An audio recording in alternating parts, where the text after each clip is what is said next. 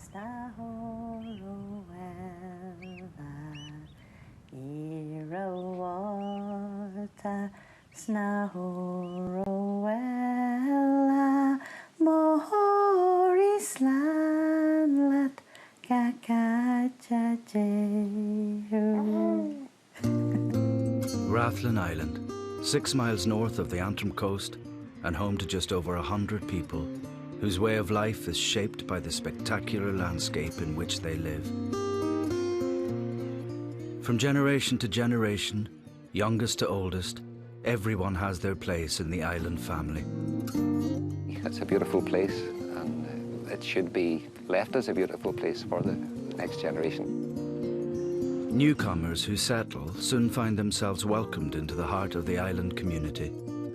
It has really blown me away how much the people of Rathlin join together as a community. If I was bringing up a kid, there'd be no place I'd rather bring him up apart from Rathlin, do you know what I mean? I'd love to bring him up here.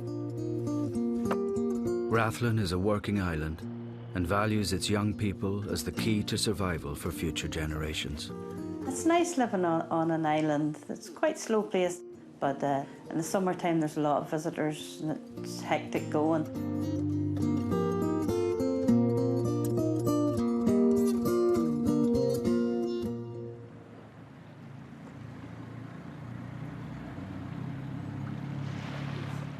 Yes, is that fun down there? I'm Teresa McFall. I live here down at the lower end of the island. I have 4 children, married to my husband's John. And this is my first grandchild. This is Rowan Daniel McFall. He was born in May and he's the youngest islander. I would say in island life, cross-communication, you know, through the generations is very much involved on the island. If there's a function on, everybody goes from the eldest person down to the new baby. It's just part of what you do. I would get involved in most things. I'm one of these people that has to be in the middle of everything, whether I'm liked or not. I like to get in there and get hands-on. I always was involved in the drama from I first came to the island and we started the drama group. I've been in every production. Every year I would look up plays and sort out who would suit the parts and say, annoy them. About February everybody hides from me. But this year I'd actually said I wasn't doing anything, but we're here. Or you should be in your 2 different ships then? Yeah. Okay. Set sail for Rathlin! Michael Cecil is a skipper with the Rathlin Ferry Company and a linchpin of the Island Community Association. I've been living on Rathlin all my life, and a lot of the population are active sort of 7 days a week all year round in some form or other. There's an awful lot of volunteer work goes on. Biggest part's probably the Community Association on the island, of which I am currently chair. I have what used to be a young family, not so young now, they're starting to grow up, and one's off at university. The next one's going to secondary school in September, and the youngest still at primary school in Rathlin.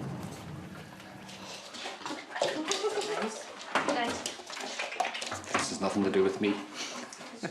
For island children, the transition from primary to secondary school also involves living away from home. That's that long. Read that is. We are in the process of getting Orla ready to start boarding school. I think she's looking forward to it, but it's a nervous time for everybody. Anxious time, but it will work out.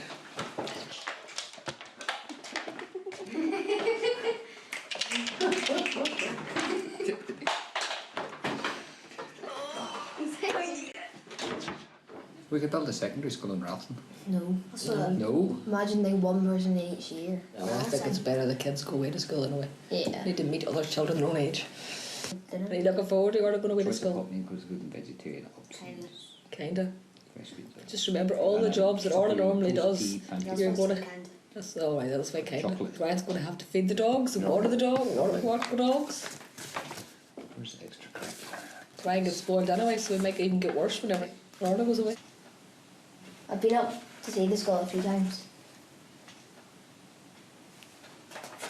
A wee bit nervous, are you? Yeah. I think it'll be good as well. It's a good kind of nervous.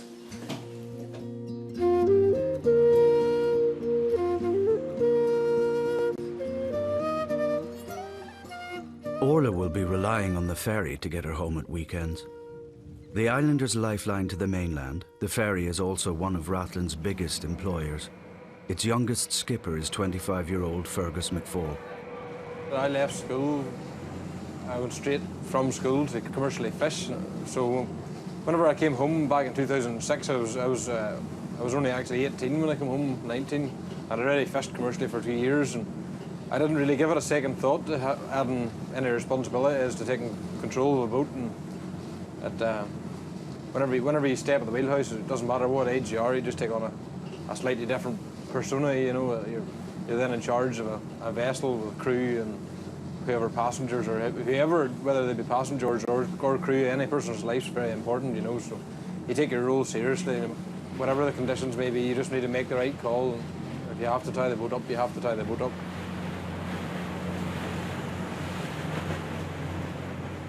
Some of my relations and all the other families in the island all started at sea. I mean, that was the old job, was the men went to sea and the women became nurses or whatever way it was. And you know, some of that strain's still there, I suppose. And it takes sometimes it takes a lot to take it out of your system. You have to go to sea. That's what you want to do. That's what you want to do. I mean, it's the same in a lot of coastal areas and a lot of islands. That's my wife waiting to come home with the shopping.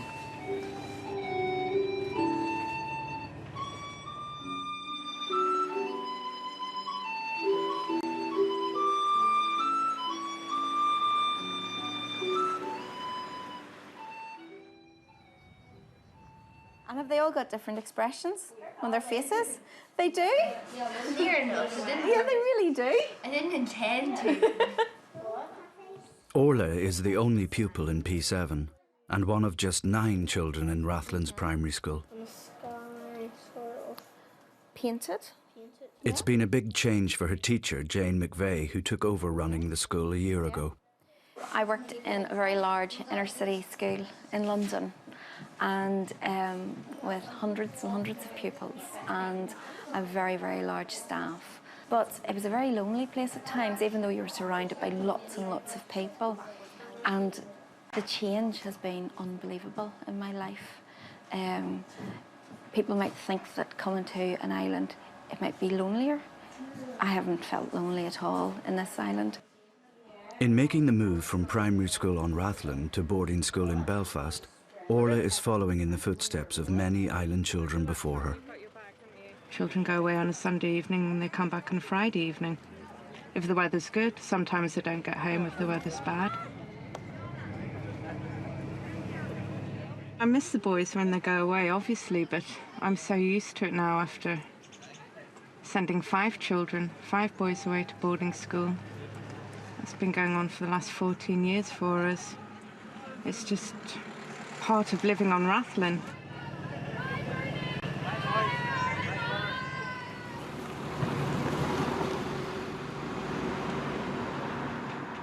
Because we know all people for the North Coast are nice people. That's fair, isn't it? I go to school at Campbell College in Belfast. I was homesick for the first week, and then I got used to it because I had my older brothers here, so I felt like there were people looking after me, and then I also had the matron and house mothers. This is like home, isn't it? You're spoiled boys. There's not many children your age on Rathlin, and when you come to secondary school, there's loads of them your age, and you really start to grasp the opportunity, you know, to see what life's like off the island.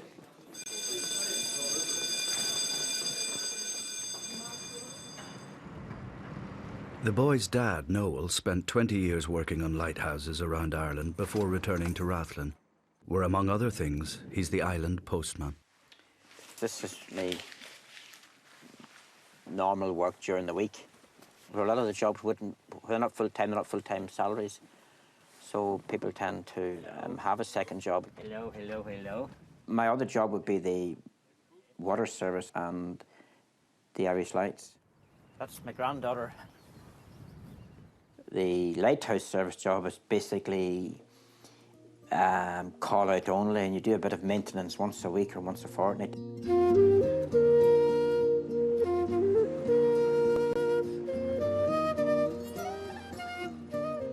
Ferry skipper Fergus is working to secure a future on the island. This summer he's busy finishing the hostel he and his business partners hope will be a welcome addition to the island's tourist industry. We bought the house that came with this land here about 5 years ago, come this September now. I was 20 at the time. So we decided to build a hostel that would sit around 25, maybe even 30 people. One of the main new industries is the tourist trade on the island, and we're only really starting now to get geared up properly for it. People are opening new businesses every year, and you know, we're one of them. And there was locally a new chip shop built, and a new harbour cafe was opened. And you know, now I think with the improved ferry service, the tourist trade has become something a bit more of a staple.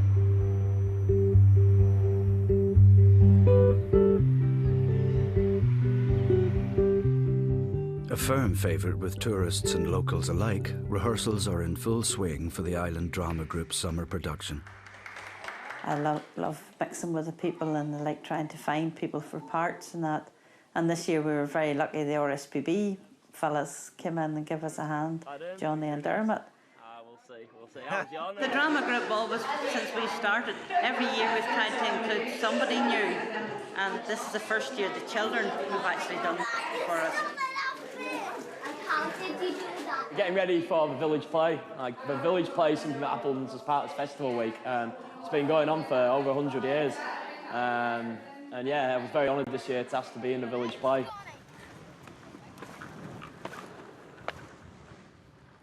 Yeah, Teresa's good at getting us all in line and making sure we stood in the right place in the stage, and making sure we're all shouting loud enough. Jack Duncan has got the loudest voice in that kids' play for sure. My favourite line of his, I can't give too much away, but yeah, he goes, "Set sail for Rathlin." Do it, Jack. Set sail for Rathlin.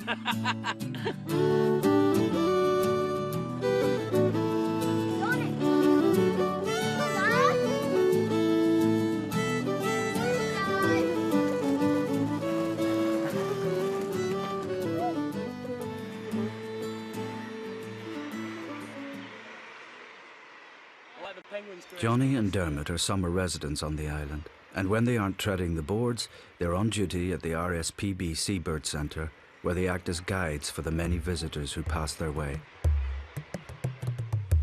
So this is the creel house where me and Johnny live. This is our heating. We've got a burner. So we've got all the turf and the wood there. You met Rosie yet? This is Rosie as well. Rosie's the other girl who lives here.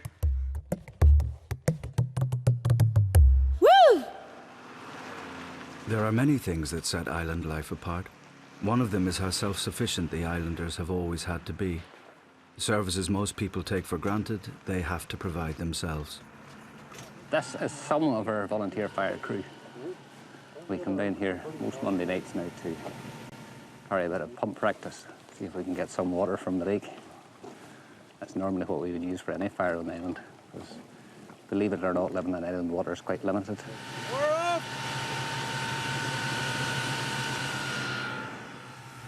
We have a very limited fresh water supply at the fire hydrants, so most times for gorse fires we'd have to find water at another location, either the lake or the sea or some small streams. Cooperation and self-reliance really matter here, and inform the islanders' response to anything that might affect their community.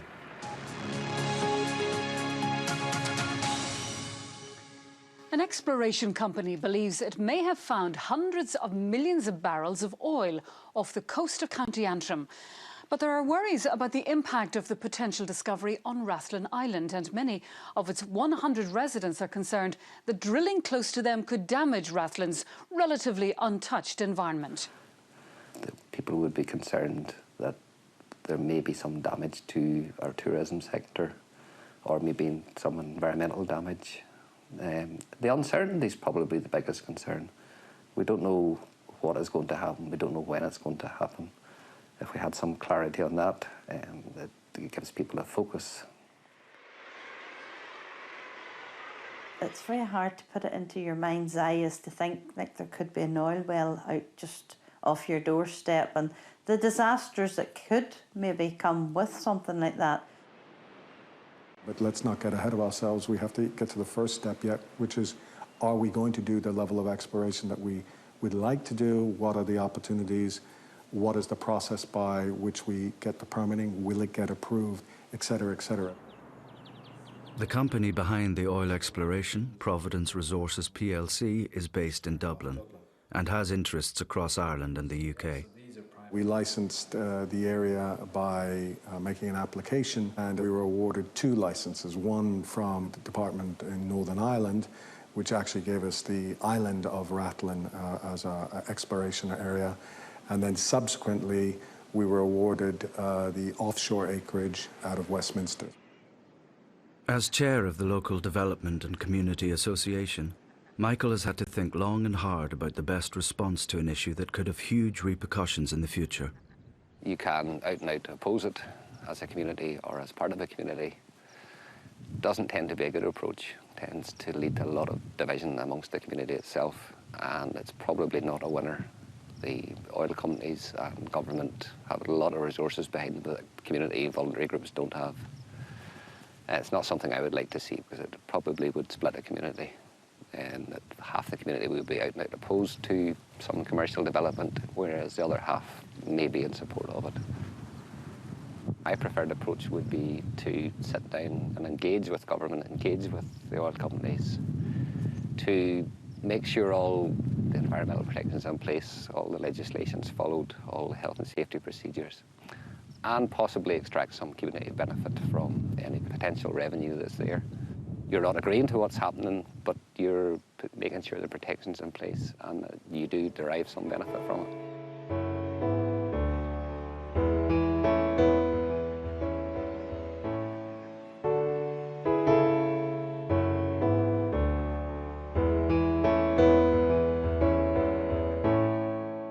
One of Rathlin's many community projects is the Tuesday Club, a senior group who meet weekly to socialise and go on outings, or, as they are doing today, sharing stories with the younger generation about the island traditions they grew up with.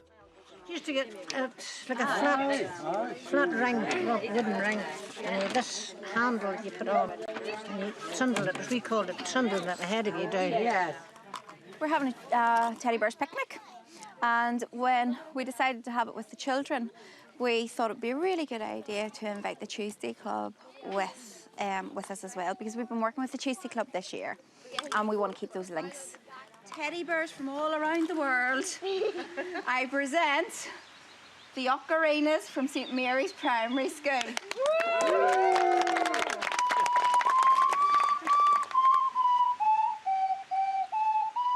I enjoy among the children here. I enjoy they're very good children, and they respect their elderly. Great talents, I think. Oh, they're very talented. Oh, yes. It has really blown me away how much the people of Rathlin join together as a community, adults and children alike, and the children are a key part of the community as well.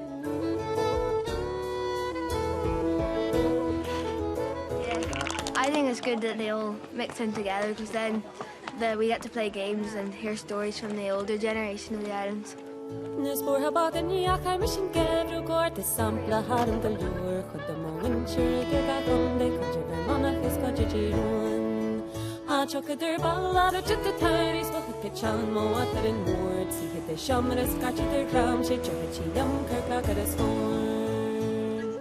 With the summer season in full swing, Fergus is taking time out from working on the hostel to help build a curragh boat for Rathlin's inaugural Maritime Festival. That's what the Maritime Festival is about, you know, it's all about kind of revival of the maritime heritage in this area, and the curragh was part of the heritage here, and although it's been lost, it's still been used on the west coast. So, I mean, that's what's part of it, we'll try to take the curragh back. In a summer already packed with yacht races, music and drama, the Maritime Festival is going to have to rely on everyone pitching in to make it a success. That community spirit is still there, it's still in all communities. It takes just a small festival to bring it all out and bring it together.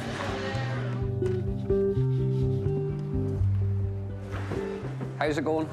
Very well, thank you. Good stuff, good. As one of the organisers, Michael knows that a successful festival this year could lead to further tourism and investment in the future. Today we're down at the marquee, down at the seafront. Beautiful day like today, there should be big crowds on the boat, so we'll just wait another hour or so and everybody should appear.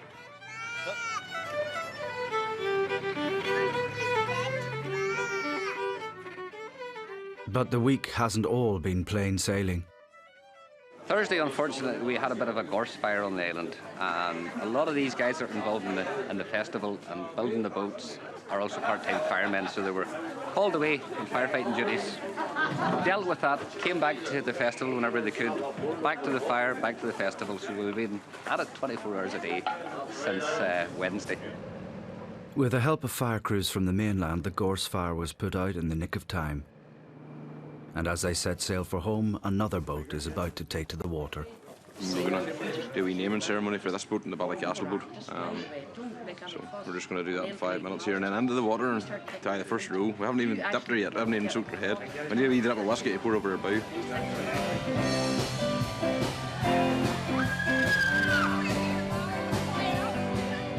The Curragh race between the Islanders and a team from Ballycastle is one of the most eagerly anticipated events of the day.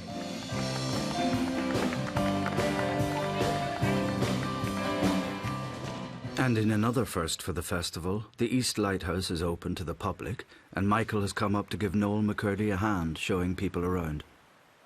We're up at the Rathlin East Lighthouse. It was one of the first lighthouses built on Rathlin, and we've decided to open it up for the visitors during the Maritime Festival. There's a big tanker, which is a big worry for us in Rathlin, because one of these days, someday, one of them will run aground and have a big oil spill, just like the Brer or the Exxon Valdez. Oh, they couldn't and then do that. Well, as long as you're here, Noel, we'll be all right.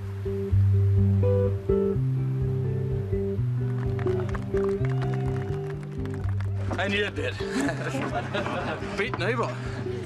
Which team won today? Ourselves. About 60 boat lengths ahead, but sure, we can't be too good on. Right, the Rathlin team now. The Rathlin team.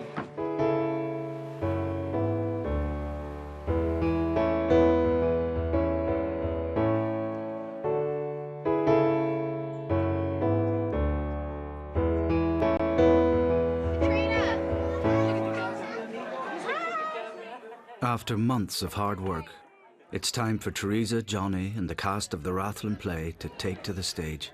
I think we're getting ready to start here, are we, folks? We're not little at all, you know. Can't you see me? I'm tiny! There's something I can see. How many events do you go to nowadays that people get a good laugh, a good belly laugh, and that's what you get? Yeah, kind of where I'm from, really. You won't really get that many things like that where everybody from the community was getting involved and everybody was supporting us. Jerry McFall's prefabricated houses. He's a big weighing, so he is. It's a day. I'm grand, Mike, grand, thank God. I know he's buddy. If we could just get him a woman now, you know. Thanks, James. Thanks, James. Right, that's the next step. Get him staying here? Yes, just when a wee Johnny's running around, and I don't mean Johnny Walkers. You'll need it.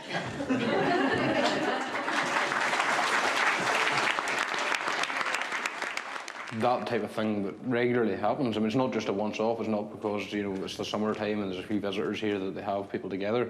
That happens throughout the year. It's organised, and that's why the island is what it is because of the people, you know. And I think the character hasn't really changed so much in the generations. People are still the same. Unity in the island and people being happy and content with each other is the most important thing. It's more important than a place prospering even, you know. And in regards to the oil, like, I mean, it's another thing in the background that's happening in Rathlin. Oil in general and gas exploration around the north coast, the north of Ireland and even UK-wide is always in the news. And to be honest, a lot of residents on Rathlin tend to get a little bit fed up with the whole publicity surrounding it and campaigns surrounding it. It's not really on people's lips until it comes back onto our doorstep again, and time will tell, we'll wait and see. No matter what happens on Rathlin with developments of energy, whatever it is, you need people, and you need young people coming forward. It's lovely to see the next generation. They're just to the future.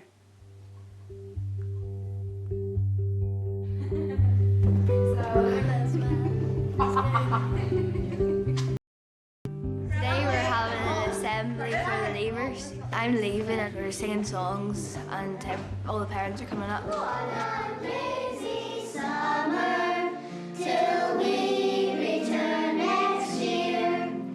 We wish you all safe journeys under skies of brilliant blue.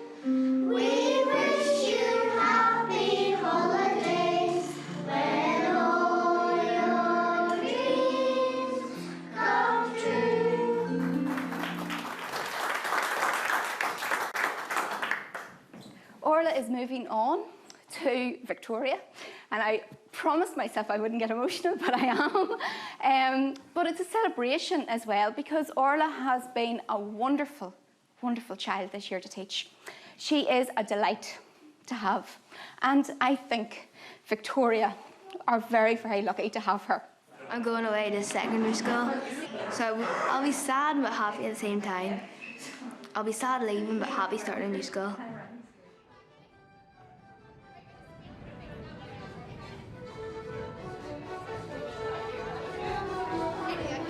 No summer would be complete without a good old-fashioned ceilidh, where hand in hand, young and old alike tread the same steps, patterns and turns as the generations before them.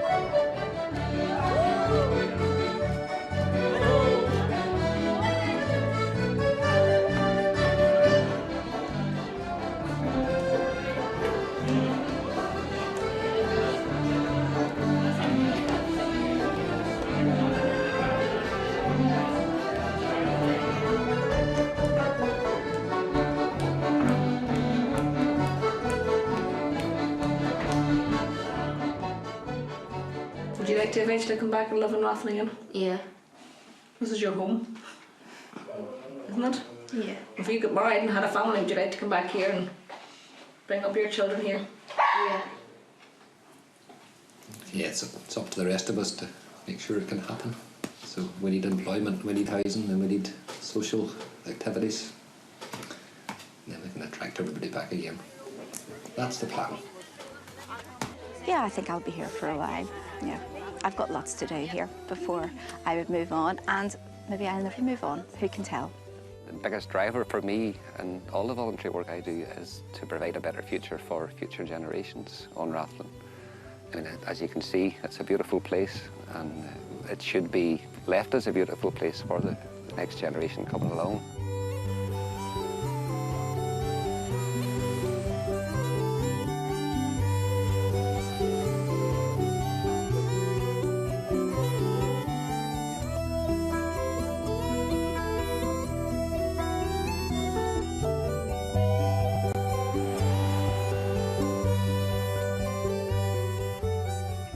As the nights draw in, the islanders are already planning for the next summer season and for the years to come, the future of the island and its young people.